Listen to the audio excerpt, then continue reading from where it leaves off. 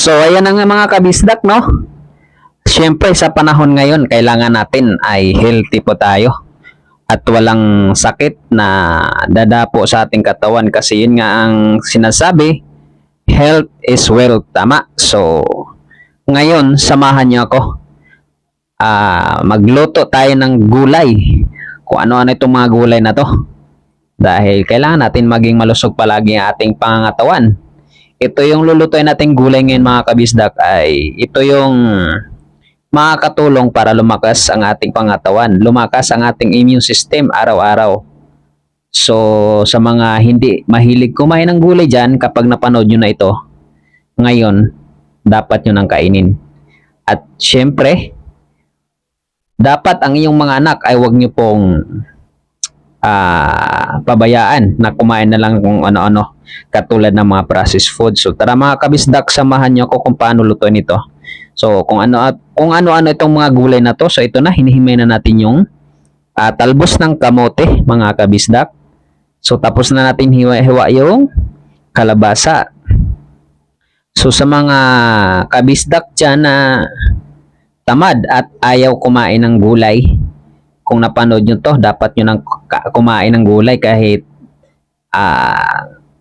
twice o thrice a week kasi pinaka-importante ito. Huwag tayo puro mantika dahil sa panahon ngayon ay kumuna ang sakit. So sari-saring sakit ang dumadapo sa mga tao kaya huwag ka nang dumagdag doon sa may mga nararamdaman dahil sa mga lifestyle na mali na ginagawa sa buhay.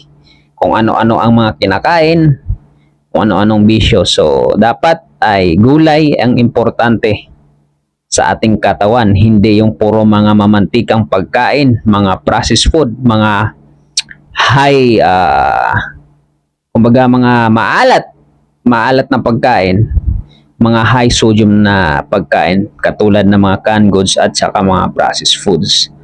So, yun, simple lang tong gagawin nating luto, no, mga kabisdak. Ito ay tinatawag sa Bisaya ay laswa. So ano-ano tong mga gulay na to? Kalabasa, paghalo-haluin lang natin. Kalabasa, okra, malunggay, at talbos ng kamote.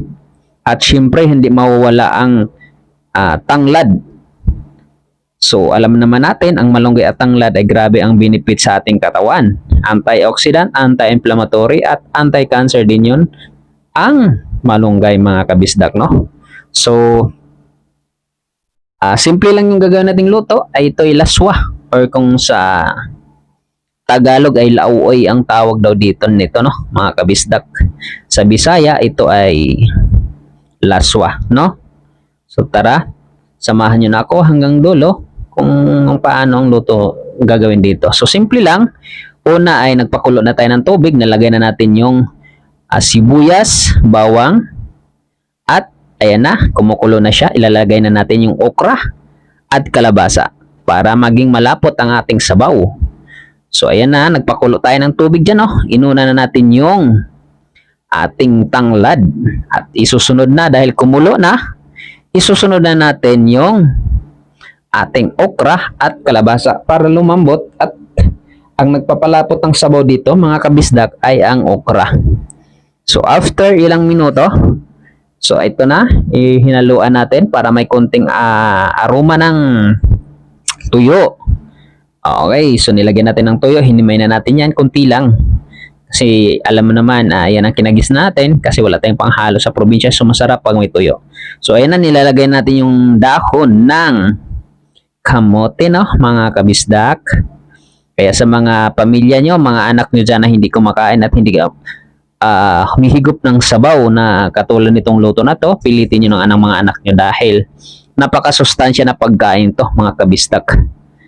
Kaya pinaka-importante dahil ngayon pabata ang may mga sakit, halo-halong sakit. So dapat sa pamilya natin ay healthy tayo palagi at huwag naman sana. Ito na, ilalagay na natin yung ating malunggay.